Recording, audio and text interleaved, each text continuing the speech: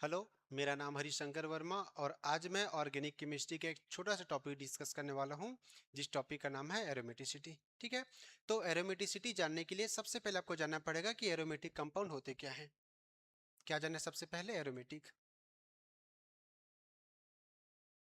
Aromatic एक होता है आपका एरोमेटिक कंपाउंड, दूसरा होता है anti aromatic compound, anti aromatic, और तीसरा होता है non aromatic compound, non aromatic compound. Clear है बात है? अगर कोई कंपाउंड एरोमेटिक है, अगर कोई कंपाउंड एरोमेटिक है तो क्या क्या कंडीशंस हैं जिसमें वो कंपाउंड एरोमेटिक होगा। तो वो कंडीशन क्या क्या देखें जरा। सबसे पहले अगर कोई कंपाउंड एरोमेटिक है तो सबसे पहले उसको होना पड़ेगा साइक्लिक। सबसे पहले क्या होना पड़ेगा? साइक्लिक होना पड़ेगा। फिर साइक्लिक होने के साथ साथ वो क्या होना चाहिए? प्लेनर होना चाहिए, प्लेनर। अच्छा, अगर कोई कंपाउंड प्लेनर है तो प्लेनर कब होगा? वो कंपाउंड प्लेनर तब होगा जब उसमें जितने भी एटम होंगे उस मॉलिक्यूल में, उन सभी मॉलिक्यूल का हाइब्रिडेशन क्या होगा? sp2 होगा। ठीक है, ये बात समझ आ रही है? नेक्स्ट, क्या होनी चाहिए उस कंपाउंड में? कॉन्जुगेशन होनी चाहिए, कॉन्जुगेशन। अच्छा, कॉन्जुगेशन का मतलब क्या होता है? कॉन्जुगेशन का मतलब रेजोनेंस होता है, टाइप ऑफ रेजोनेंस ही है ना। अच्छा, आप बोलेंगे रेजोनेंस क्या होगा, कॉन्जुगेशन क्या होगा? मैं चीजों को बिल्कुल शॉर्ट में बता देता हूं। अगर आपके पास डबल सिंगल डबल बॉन्ड हुआ, डबल सिंगल पॉजिटिव चार्ज हुआ, डबल सिंगल नेगेटिव चार्ज हुआ, डबल सिंगल लोन पेयर हुआ, तो ये सभी केस में आपको कॉन्जुगेशन मिल रहा होगा, सभी केस में आपको रेजोनेंस मिल रहा होगा। ये अल्टरनेट होनी चाहिए, double single double, double single plus, double single minus, double single lone pair. ठीक है। सबसे इसमें इंपॉर्टेंट बात है लास्ट वाला, फोर्थ पॉइंट, जो होता है हकल्स रूल। हकल्स रूल क्या कहता है? हकल्स रूल देखें। हकल्स रूल ने यह कहा कि अगर किसी कंपाउंड के पास नंबर ऑफ पाई इलेक्ट्रॉन कितने हैं? 4n+2 है, 4n+2 पाई इलेक्ट्रॉन है, तो क्या होगा? वो एरोमेटिक होगा। तब जाके क्या होगा? एरोमेटिक। इसका मतलब साइक्लिक होना चाहिए, प्लेनर होना चाहिए, कॉन्जुगेशन होना चाहिए, और लास्ट बट मोस्ट इंपॉर्टेंट क्या? हकल्स रूल फॉलो करने चाहिए। ठीक है। अगर मैं यहाँ एन का वैल्यू रख देता हूँ 0, 1, 2, 3, 4, तो नंबर ऑफ पाई इलेक्ट्रॉन मुझे कितने मिल रहे होंगे? 2। यहाँ हो जाएगा 6, यहाँ आ जाएगा 10। ये ऐसे कंटिन्यू चल रहा हो। क्या है आपके पास? ये नंबर ऑफ पाई इलेक्ट्रॉन सही है। ठीक। फिर मैं आ जाता हूँ एंटी एरोमेटिक। अगर मैं बात करता हूँ एंटी एरोमेटिक, तो एंटी एरोमेटिक होने के लिए सबसे पहले क्या होना चाहिए? साइक्लिक होने चाहिए, साइक्लिक जो यहाँ भी था। दूसरी बात, इसमें प्लेनर होना चाहिए, ये प्लेनर, जो ये भी था प्लेनर, है ना। और प्लेनर का मतलब sp2 हाइब्रिडाइज्ड एटम होने चाहिए पूरे सिस्टम में। मैं एक एटम की बात नहीं कर, जो भी आपके पास मॉलिक्यूल है, जो भी आपके पास कंपाउंड है, उसमें जितने भी एटम हैं सभी का हाइब्रिडेशन क्या होना चाहिए? sp2 होने चाहिए, तब जाके वो प्लेनर होगा। नेक्स्ट, कॉन्जुगेशन होनी चाहिए। नेक्स्ट क्या होना चाहिए? कॉन्जुगेशन। अच्छा, अभी कुछ लोगों को लग रहा होगा या आपको ऐसा समझ आ रहा होगा कि भाई इसमें से वो पॉइंट सेम है जो पॉइंट इनमें भी सेम है। बिल्कुल, 3 पॉइंट एंटी एरोमेटिक और एरोमेटिक के समय पर चौथा पॉइंट क्या है? डिफरेंट है। इसमें नंबर ऑफ पाई इलेक्ट्रॉन होने चाहिए 4n। क्या होने चाहिए? 4n पाई इलेक्ट्रॉन होने चाहिए। यहाँ आप n का वैल्यू 1, 2, 3, 4, 5 ऐसे अगर रखेंगे तो आपको यहाँ पाई इलेक्ट्रॉन्स कितने मिलेंगे? पाई इलेक्ट्रॉन्स आपको मिलेंगे 4 के मीटर, मतलब 4, 8, 12, 16, 20 ऐसे आपको पाई इलेक्ट्रॉन्स मिल रहे होंगे। तो ये क्राइटेरिया है किसके लिए? एंटी एरोमेटिसिटी के लिए। ठीक है। फिर लास्ट आ जाएगा आपका non aromatic.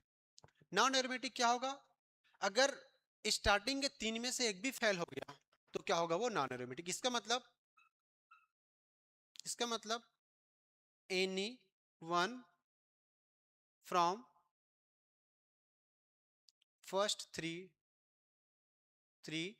Is fail, then क्या होगा? वो एरोमेटिक। गलती से अगर कोई कंपाउंड प्लेनर नहीं है, कोई साइक्लिक नहीं है, या फिर कॉन्जुगेशन नहीं है, तो ऐसे केस में क्या हो जाएगा? वो नॉन एरोमेटिक हो जाएगा। क्लियर है बातें? तो ये तो हो गए कंडीशंस, ये तो हो गए क्राइटेरिया। अब इनको हमें क्वेश्चन पे अप्लाई करना है। ये देखें कैसे अप्लाई कर रहे होंगे क्वेश्चन में। तो यहां आ जाएगा आपके पास है क्वेश्चंस, देखें जरा। मैं बात करता हूं फर्स्ट। अगर मैंने ऐसे ही लिख दिया, ये मैंने कंपाउंड लिख दिया, जहां सिंपल एक आपको ऐसा दिख रहा होगा। आपको देख के समझ आ रहा होगा कि ये क्या आपके पास है, साइक्लिक है। पर आप देख पा रहे हो कि डबल के बाद सिंगल सिंगल है, इसका मतलब यहाँ कॉन्जुगेशन नहीं है। क्या नहीं है? कॉन्जुगेशन नहीं है। और यहाँ प्लेनारिटी भी नहीं है, मतलब ये प्लेनर भी नहीं है। ठीक है, तो ऐसे केस में इस कंपाउंड को मैं क्या बोलूंगा, इस कंपाउंड को मैं बोलूंगा नॉन एरोमेटिक। क्या बोलूंगा इसको मैं? Non aromatic. ठीक है, नेक्स्ट आ जाए सेकंड नंबर। अगर मैंने ऐसे कंपाउंड ले लिया ये और यहां लिख दिया मैंने ये प्लस चार्ज। अब देखें, सबसे पहली बात, ये साइक्लिक है कि नहीं है? ये देखें तो सर ये साइक्लिक भी है। डबल सिंगल प्लस, इसका मतलब क्या है, इसमें कॉन्जुगेशन भी है, साइक्लिक भी है, कॉन्जुगेशन भी है। और सभी कार्बन का हाइब्रिडेशन क्या है? sp2 है। इसका मतलब क्या है? ये प्लेनर भी है, प्लेनर भी है, ये प्लेनर भी है। और नंबर ऑफ पाई इलेक्ट्रॉन मैं कैलकुलेट करूंगा। अगर 4 के मल्टीपल हुए, 4 के मल्टीपल हुए तो एंटी एरोमेटिक। अगर 4 के मल्टीपल नहीं हुए, जैसे अगर आपका नंबर ऑफ पाई इलेक्ट्रॉन 2 आता है, 6 आता है, 10 आता है, 14 आता है, तो क्या होगा? एरोमेटिक। आपको देख के समझ आ रहा होगा कि इसमें pi electron, number of pi electron कितने हैं? 2 है। और नंबर ऑफ पाई इलेक्ट्रॉन इसमें 2 है, इसका मतलब ये कंपाउंड मेरे पास क्या होगा? ये एरोमेटिक होगा। ठीक, नेक्स्ट थर्ड, ये देखें, इस कंपाउंड में आपको देख के समझ आ रहा होगा कि कंपाउंड साइक्लिक भी है, इस कंपाउंड में कॉन्जुगेशन भी है, ये कंपाउंड प्लेनर भी है। पर total number of pi electrons, total number of pi electrons calculate करेंगे तो यहाँ 2 ये हुआ और 2 मतलब ये, यहाँ पाई इलेक्ट्रॉन्स मेरे कितना मिल रहा होगा? यहाँ 4 मिल रहा होगा। अगर पाई इलेक्ट्रॉन मुझे 4 मिला है, इसका मतलब क्या होगा? ये एंटी एरोमेटिक है। 4 के मल्टीपल पाई इलेक्ट्रॉन, 4 के मल्टीपल पाई इलेक्ट्रॉन मतलब वो एंटी एरोमेटिक होगा। ठीक है, नेक्स्ट क्वेश्चन, नेक्स्ट क्वेश्चन देखेंगे यहाँ फोर्थ नंबर। अगर मैं ये कंपाउंड लिख देता हूँ यहाँ, ये जिसको आप बेंजीन कहते हैं। देखें, सबसे पहली बात देखिए ध्यान से कि ये जो बेंजीन है, बेंजीन ये मेरे पास क्या है? ये बेंजीन साइक्लिक भी है, अल्टरनेट डबल बॉन्ड है। अल्टरनेट डबल बॉन्ड, इसका मतलब क्या है? यहाँ कॉन्जुगेशन भी है। और सभी कार्बन का हाइब्रिडेशन क्या है? sp2 है। और sp2 हाइब्रिडेशन की वजह से ये प्लेनर भी है। Total number of pi electron अगर मैं कैलकुलेट करता हूं तो total number of pi electron, 3 pi bond है, 1 पाई बॉन्ड मतलब 2 पाई इलेक्ट्रॉन, और 3 पाई बॉन्ड का मतलब मेरे पास हो जाएगा ये पाई इलेक्ट्रॉन कितने हो जाएंगे? 6। और 6 होगा मतलब क्या होगा? ये एरोमेटिक होगा। ठीक है, नेक्स्ट, नेक्स्ट फिफ्थ नंबर, ये देखें, अगर मैंने ऐसे कंपाउंड ले लिया, ऐसे ये मैंने कंपाउंड ले लिया, ये मेरे पास एक प्यारा सा बढ़िया सा कंपाउंड ले लिया मैंने ये, और यहाँ मैंने लिख दिया प्लस। मैंने एक और कंपाउंड लिया, चीजों को आप कंपेयर करेंगे बस। ये यहाँ डबल बॉन्ड है अल्टरनेट में, यहाँ माइनस का चार्ज है। सेवेंथ नंबर, ये यहाँ किसी भी टाइप का चार्ज है नहीं। अब देखिए ध्यान से, आपको इस कंपाउंड में देख के समझ आ रहा होगा कि पहली बात ये साइक्लिक है ना, अल्टरनेट डबल बॉन्ड है, और सभी कार्बन का हाइब्रिडेशन sp2 है। इसका मतलब ये प्लेनर भी है और यहाँ कॉन्जुगेशन भी है। Total number of pi electron में कैलकुलेट करता हूँ तो यहाँ मुझे ये कितना पाई इलेक्ट्रॉन मिलता है? 6 पाई इलेक्ट्रॉन मिल रहा है। और अगर 6 पाई इलेक्ट्रॉन है, इसका मतलब ये जो कंपाउंड है मेरे पास क्या होगा? ये एरोमेटिक होगा। क्या होगा? ये एरोमेटिक होगा। नीचे वाला कंपाउंड देखें, अगर मैं इस कंपाउंड की बात करता हूँ तो यहाँ भी आपको साइक्लिक मिलेगा, है ना, प्लेनर मिलेगा, और क्या मिलेगा? ये कॉन्जुगेशन मिलेगा। पर यहाँ total number of pi electron आप कैलकुलेट करेंगे तो यहाँ आपको यहाँ total number of pi electron 8 मिल रहा होगा। और अगर यहाँ 8 पाई इलेक्ट्रॉन है, इसका मतलब ये जो कंपाउंड होगा क्या होगा? ये आपका ये एंटी एरोमेटिक होगा। 4 के मल्टीपल 8, एंटी एरोमेटिक। इस कंपाउंड में आपको देख के समझ आ रहा होगा कि इस कार्बन का हाइब्रिडेशन मेरे पास क्या है? sp3 है।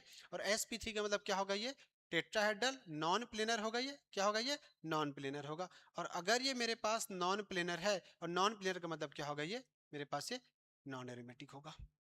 क्या होगा? ये नॉन एरोमेटिक होगा। नेक्स्ट क्वेश्चन देखें, यहाँ अगर मान लो मैं एक कंपाउंड ये ले लेता हूं कि मैंने यहाँ बेंजीन रिंग में एक कार्बन की जगह में नाइट्रोजन फिट कर रखा है ऐसे, मैंने यहाँ एक ये ले लिया, यहाँ मैं लेता हूँ यहाँ बोरॉन, अल्टरनेट में मैंने क्या लगा लिया? यहाँ डबल बॉन्ड लगा दिया। ठीक,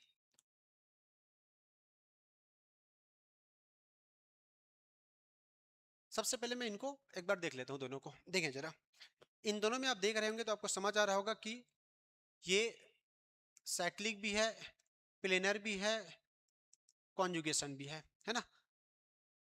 इसके पास लोन पेयर है, पर ये लोन पेयर रेजोनेंस में इन्वॉल्व नहीं हो रहा होगा क्योंकि ऑलरेडी उनके पास उतने डबल बॉन्ड्स है कि वो कॉन्जुगेशन कर ले। ठीक है, तो आपको देख के समझ आ रहा होगा कि प्लेनर भी है, साइक्लिक भी है, कॉन्जुगेशन भी है। तो अगर मैं टोटल पाई इलेक्ट्रॉन कैलकुलेट करता हूं तो यहाँ 6 पाई इलेक्ट्रॉन है, और 6 पाई इलेक्ट्रॉन का मतलब मेरे पास क्या होगा, ये जो मेरे पास है क्या होगा, ये एरोमेटिक होगा।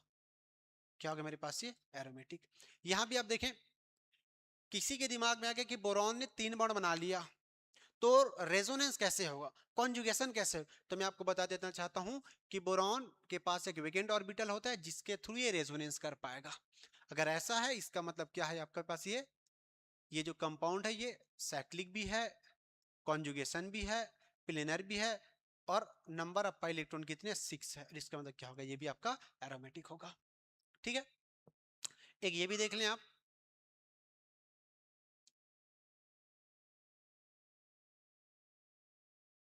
प्लस। इस कंपाउंड को देख के आपको समझ आ रहा होगा कि ये कंपाउंड क्या आपके पास है, साइक्लिक भी है ना, और कॉन्जुगेशन भी है, प्लेनर है। पर यहाँ पाई इलेक्ट्रॉन कैलकुलेट करेंगे तो कितना आ गया, 4 आएगा। 4 पाई इलेक्ट्रॉन, और 4 पाई इलेक्ट्रॉन का मतलब होगा कि आपके पास ये एंटी एरोमेटिक। ठीक है, कुछ और एग्जांपल्स है, देखिए ध्यान से। मैं यहाँ ले लेता हूँ ये एक कंपाउंड ले लेता हूँ मैं, दूसरा मैंने यहाँ एक और कंपाउंड ले लिया, ये ऑक्सीजन डाल दिया मैंने, है ना, ऑक्सीजन फिट कर दिया मैंने यहाँ, ऑक्सीजन ये। फिर मैंने यहाँ ले लिया नाइट्रोजन। अगर मैं इनमें चेक करूंगा कि कंपाउंड एरोमेटिक है, एंटी एरोमेटिक है, नॉन एरोमेटिक है, तो देखिए सल्फर के पास भी लोन पेयर होगा, ऑक्सीजन के पास भी लोन पेयर होगा, नाइट्रोजन के पास भी लोन पेयर होगा, और इन तीनों के तीनों नाइट्रोजन, सल्फर, ऑक्सीजन के लोन पेयर रेजोनेंस में क्या हो रहा होगा, इन्वॉल्व हो रहा होगा। और अगर रेजोनेंस में इन्वॉल्व होगा, इसका मतलब ये कंपाउंड आपको देख के समझ आ रहा होगा, साइक्लिक तो है ही, कॉन्जुगेशन देख के समझ आ रहा है, प्लेनर भी है। Total number of pi electron में कैलकुलेट करूंगा तो दो, तो ये मुझे ये दिख रहा है, दो, दो का मतलब 2 पाई बॉन्ड का मतलब 4 पाई इलेक्ट्रॉन, और 2 इलेक्ट्रॉन मुझे ये दिख रहा है। इसका मतलब मुझे total number of pi electron कितना मिला, 6 पाई इलेक्ट्रॉन मिला, मतलब क्या होगा, ये एरोमेटिक होगा। As it is same condition यहाँ भी लग रहा होगा, है ना, कि ये भी आपका क्या होगा, साइक्लिक होगा, यहाँ भी कॉन्जुगेशन होगा, ये भी प्लेनर होगा, यहाँ भी 6 पाई इलेक्ट्रॉन होगा, ये भी क्या होगा आपका, ये एरोमेटिक। सेम चीज यहाँ भी साइक्लिक होगा, कॉन्जुगेशन होगा, प्लेनर होगा, और यहाँ भी 6 पाई इलेक्ट्रॉन मिल रहे होंगे, इसका मतलब ये भी क्या होगा, एरोमेटिक होगा। ऐसे चेक करते हैं किसी कंपाउंड की एरोमेटिसिटी, कि वो एरोमेटिक है, कि एंटी एरोमेटिक है, कि नॉन एरोमेटिक है। नेक्स्ट मैं आगे बढ़ता हूँ और पहुंच जाता हूँ मैं यहाँ। देखें जरा, कुछ और क्वेश्चन लगाते हैं, बिल्कुल ध्यान से चीजों को बस देखते जाइए आप। मैंने एक कंपाउंड यहाँ ये ले लिया कि मेरे पास है ये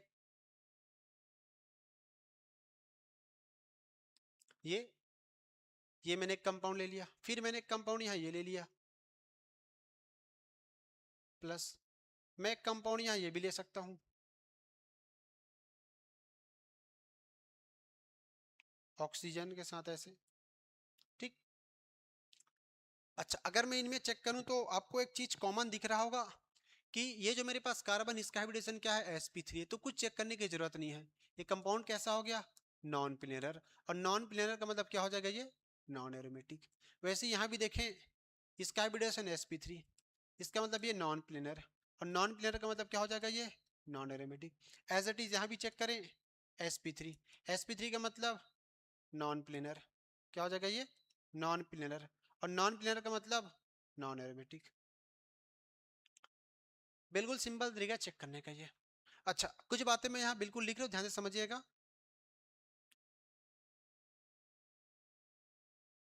loan pair involve in resonance, not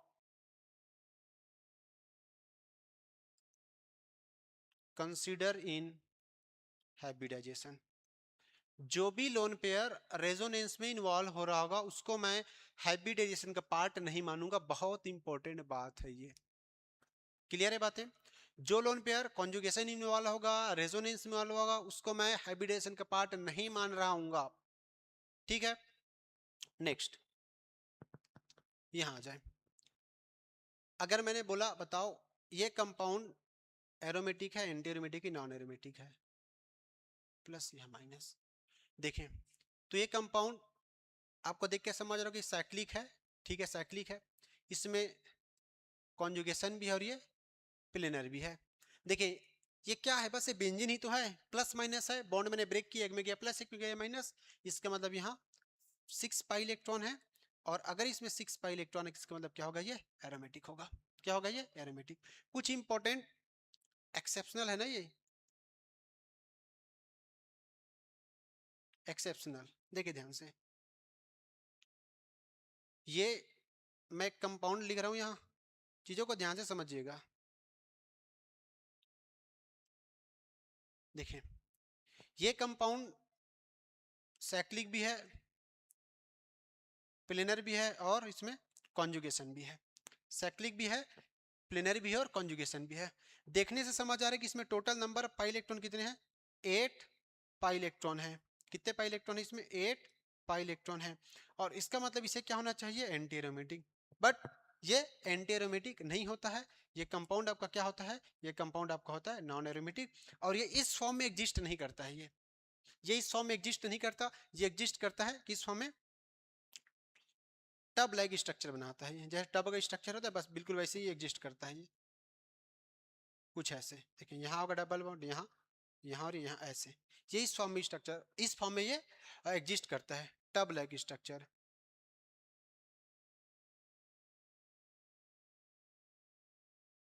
इस फॉर्म में एग्जिस्ट करता है। ठीक है, एक और कंपाउंड देखें ध्यान से आप,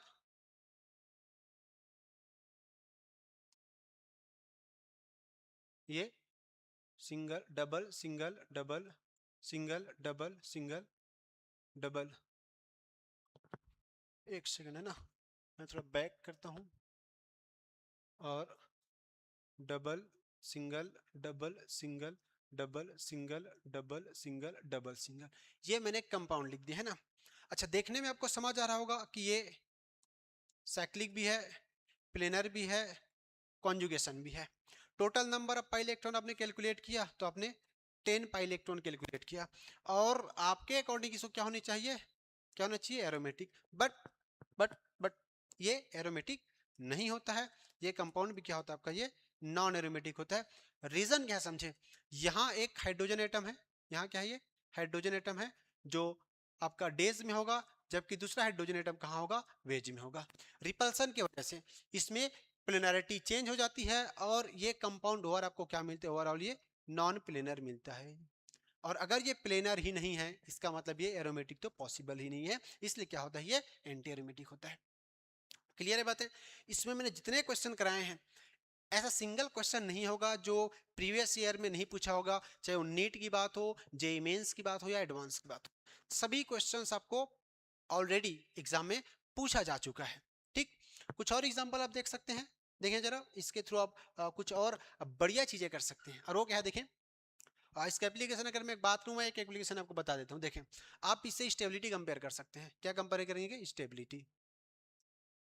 आप इससे स्टेबिलिटी आप कंपेयर कर सकते हैं। अच्छा, एक बात और मैं बताना भूल गया हूँ, स्टेबिलिटी ऑफ ये तीन, aromatic, anti aromatic, non aromatic, सबसे ज्यादा स्टेबल कौन होते हैं, स्टेबिलिटी। अगर आपको पूछ ले सबसे ज्यादा स्टेबल कौन होता है, तो आपके पास आंसर आ गया एरोमेटिक, फिर नॉन एरोमेटिक, फिर लास्ट में आ जाएगा आपके पास से एंटी एरोमेटिक। क्लियर है बातें। देखें अब मान लो मैंने आपको एक कंपाउंड दे दिया, वो कंपाउंड कुछ ऐसा है, आपको बताएं, आपको बताने कौन सा सबसे ज्यादा स्टेबल होगा, कौन सा सबसे ज्यादा स्टेबल हो रहा होगा।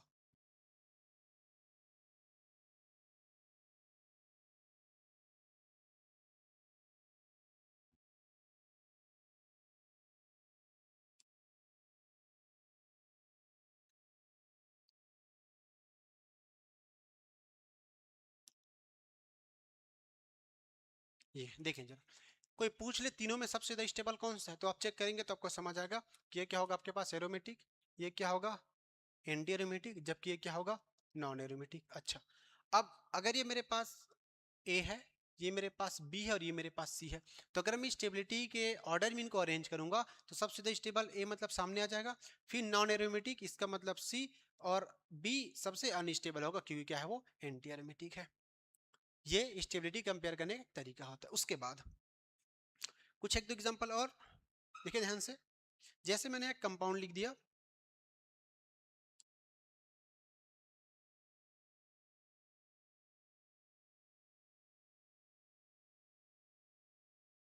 ये मैंने एक कंपाउंड बना दी है ना,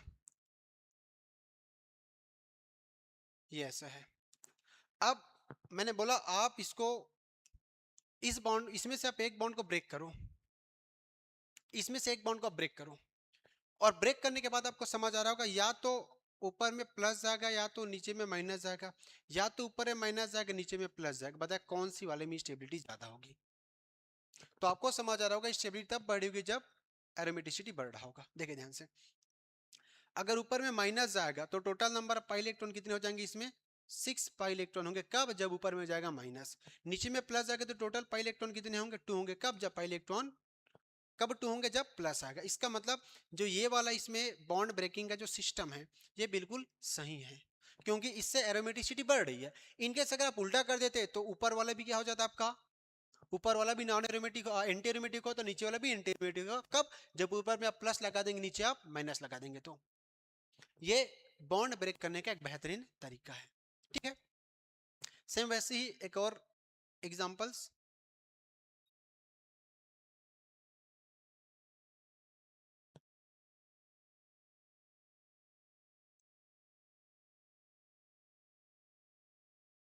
ये देखें, अगर इसमें से मैं एक बॉन्ड ब्रेक कर रहा हूँ, अगर मैं इस बॉन्ड को ब्रेक कर रहा हूँ, इस बॉन्ड को तोड़ रहा हूँ मैं, तो अगर ऊपर में प्लस लिखूंगा और नीचे में माइनस लिखूंगा ऐसे, तो ऊपर वाले में भी पाई इलेक्ट्रॉन कितने होंगे, 6 होंगे। नीचे वाले में भी पाई इलेक्ट्रॉन कितने होंगे, 6 होंगे। अगर ऐसा हुआ तो ये भी एरोमेटिक होगा, ये भी एरोमेटिक होगा, और इससे स्टेबिलिटी दोनों की बढ़ जाएगी। ठीक है, तो इसमें जितने भी क्वेश्चन अपन लगा है बहुत इंपॉर्टेंट है, और ऐसा सिंगल क्वेश्चन नहीं होगा जो एग्जाम में पूछा नहीं गया, चाहे वो नीट की बात करूं मैं, मेंस की बात करूं, एडवांस की बात करूं, है ना। तो आज का क्लास, ये लेक्चर मैं यही खत्म करता हूं। बढ़िया से पढ़ते रहे। Happy learning.